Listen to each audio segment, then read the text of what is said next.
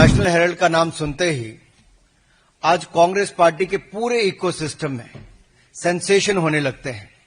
Sensation जैसे कि छटपटाहट, कपकपाहट, धड़धड़ाहट, फड़फड़ाहट, डगमगाहट, लड़खड़ाहट। ऐसे सेंसेशन होने लाजमी भी हैं क्योंकि पकड़े जो गए हैं चोरी करते हुए फिर से, जिनके बहुत सारे अलग अलग जिलों के संस्करण निकलते हैं, उनको चवन्नी मिलती है और नेशनल हेराल्ड को चांदी के सिक्के मिलते हैं। जहां तक राहुल गांधी जी अपना खटाखट मॉडल की बात करते थे ना, अब ये कांग्रेस शासित राज्यों में खटारा, बीमार और लाचार मॉडल हो गया है। कांग्रेस पार्टी बार बार लॉन्च करने का प्रयास करती है, जनता में ले जाने का प्रयास करती है और बार बार विफल भी होता है।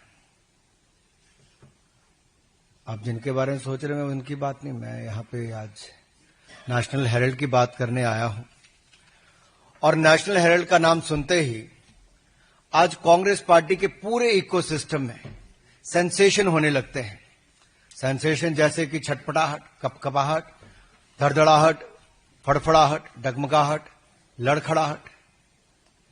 और ऐसे सेंसेशन होने लाजमी भी हैं क्योंकि पकड़े जो गए हैं चोरी करते हुए फिर से।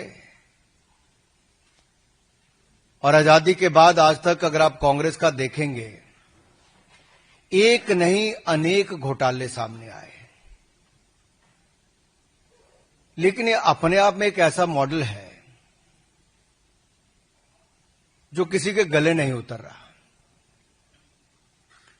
आप मीडिया से बड़ी संख्या में आज सुबह सुबह यहां पर आए हैं।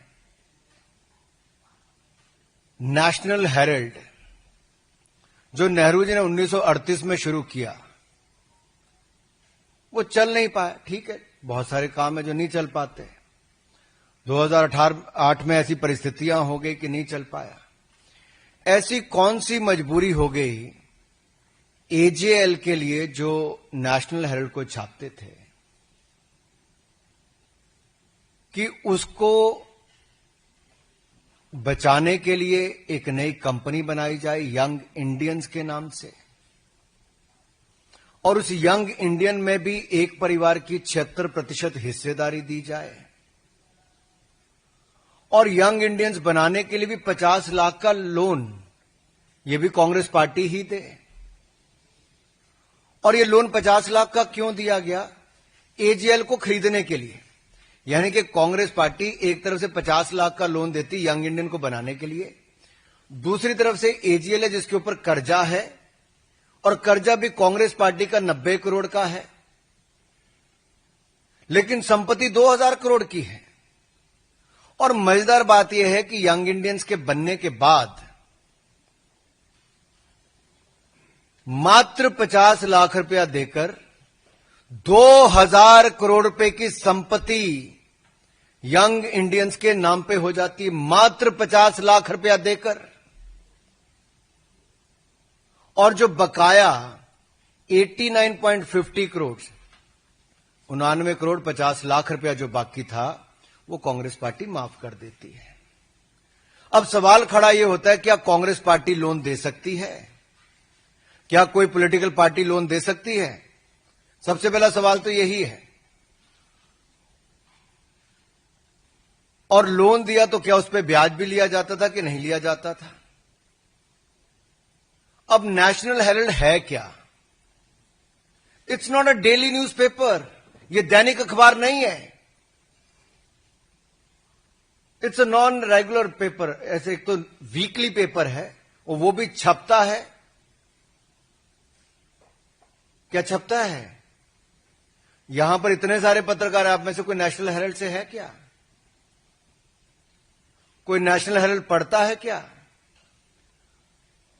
अखबार वैसे तो कागज पे छपता है, लेकिन कुछ कागजी अखबार होते हैं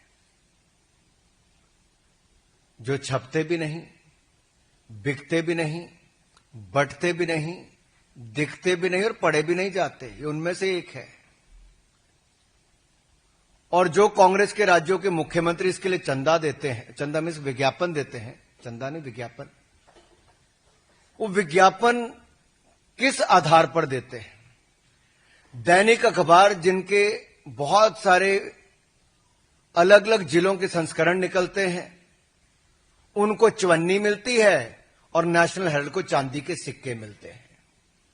और मेरे अपने राज्य हिमाचल प्रदेश में बड़े बड़े दैनिक समाचार पत्रों को जो नहीं मिलता, यानी कि उनको चवन्नी मिलती है और नेशनल हेराल्ड को चांदी के सिक्के मिलते हैं। और वहीं पर प्रदेश के मुख्यमंत्री जिन्होंने बड़े बड़े